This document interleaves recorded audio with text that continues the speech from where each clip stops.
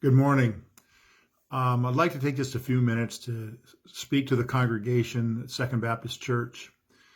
Yesterday, I was on a conference call with the governor and 500 other pastors across the state of Nebraska, and he announced ways that we can help by providing food and assistance to those who are forced out of work. He also talked about families who are without child care right now because of child care restrictions, and how churches can possibly step in and provide a child care facility for those displaced children while their parents are going off to work.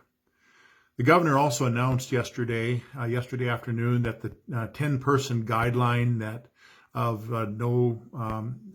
not more than 10 people can meet at one time during is no longer a suggestion, but is now mandatory. It's a health department mandatory law that's been put into place. I struggle with the whole thing about religious liberty, and I talk to myself about the whole thing about civil liberties and what we should be allowed to do and all this. And then I realize that there's also something called civil responsibility. And I think right now, with the potential COVID-19 outbreak possibility, that right now is probably civil responsibility is more important.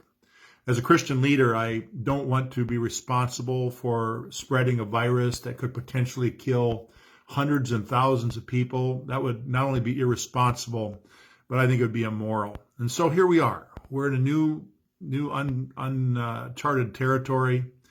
As of yesterday, groups of more than 10 people are prohibited from meeting for the next 2 weeks. How do we move ahead as a congregation? It's a big question that I have. And tonight, our executive board is meeting. And I think it's no coincidence that over the last 3 months that I've been led to preach on the book Canoeing the Mountains by Todd Bolsinger, a book about ministering in times of uncharted territory, uncharted waters. It's ironic that we explore somewhat uncharted waters, because right now we are living in uncharted waters. It's ironic that we explored how hesitantly that the church needs to change its mindset of how we minister. We don't like to change. None of us do. Some people readily agreed. They loved the book. Others said, no, the church is just fine the way it is. We should just keep going the way we're going. Nothing's broken. Why fix it? We just need to work harder. We just need to do more to bring people into the church. And suddenly, within days, we are being forced by nature into a brand new paradigm where we can no longer continue the way that we have been doing things before. No more public worship. No more offering plates. No more congregational singing. No more greeting the pastor at the back of the sanctuary and saying, "Good sermon, Pastor." No more potluck dinners. In fact, strangely enough, no more funerals. Not for the time being. On a happy note, I said, and that's okay. I think this is okay. The church is not supposed to be about pews and pulpits and programs. That's not what God designed it to be. The church is God's people who are honoring Jesus Christ through prayer, through service to Him. It's about imitating Jesus. So what can we do when we put our programs on hold? We can be creative. How can you serve the elderly lady 2 houses down who can't get to the grocery store? Or the mother who has to go to work and she's got these small children that she has to get into daycare. What can we do? How about the mom who has to work and her children are home from school because all of the schools are closed? That's what the church is. A body of Christian followers who are moved outside the box of normality, and who touch the lives of others in the name of Jesus Christ. So, the Canoeing the Mountains has arrived at a sudden testing phase, and here we are. With little warning, the church has suddenly shifted off of its foundation of church attendance and group activities and all the things that we do from week to week. Yet, do we need to be reminded that the foundation of the church is not the building. The old hymn says, the church's one foundation is Jesus Christ her Lord.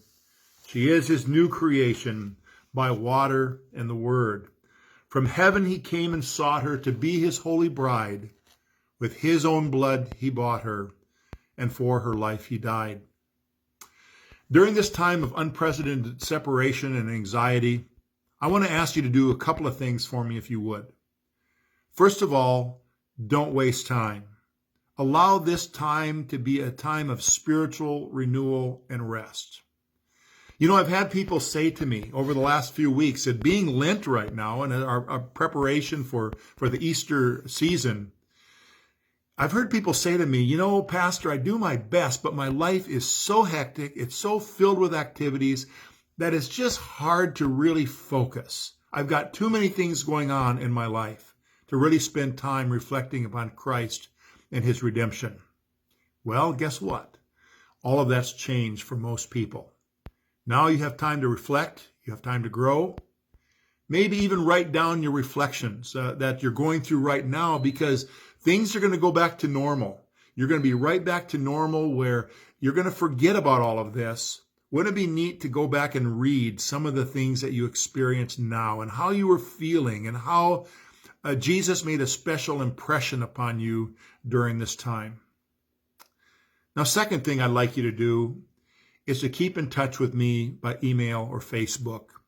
Let's continue to be the community of Christ. Share some of the ways that you're being like Christ to somebody else. Give me some ideas. I don't care how simple or complex your action is. It may be an inspiration to others to serve as the hands and the feet of Christ. I want to know your ideas, but more than that, I want to know what you're doing. Here's what I don't want to hear.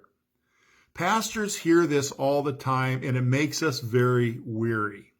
When a person says to us, do you know what the church should do, Pastor? And then fill in the blank. They got this long, complex plan of what the church should do. So then they spill out this grandiose idea. And the problem is they never include themselves in that plan. It's what other people should do.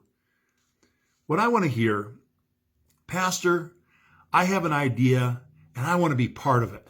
In fact, I will gather a group of people together. We will plan it and we will initiate it.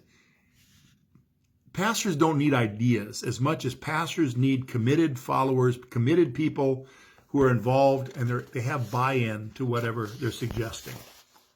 So I want to know what you're up to. I want to know what your plans are during this crisis and how you are living out your days. The last thing I want to say is this: be a calming presence. When Jesus' disciples started to panic, and they had many reasons to panic, Jesus would quite often very calmly say to them, "Oh, ye of little faith."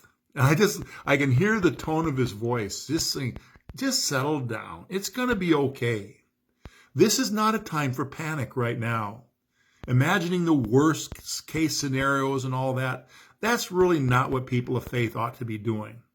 This is going to pass, and we need to be a catalyst and a peace and a calm. In our times of isolation, remember that you are part of a larger family, and once again, we will be back together. I want to thank you for listening this morning, and I hope you find ways to live in the image of Christ. Thanks.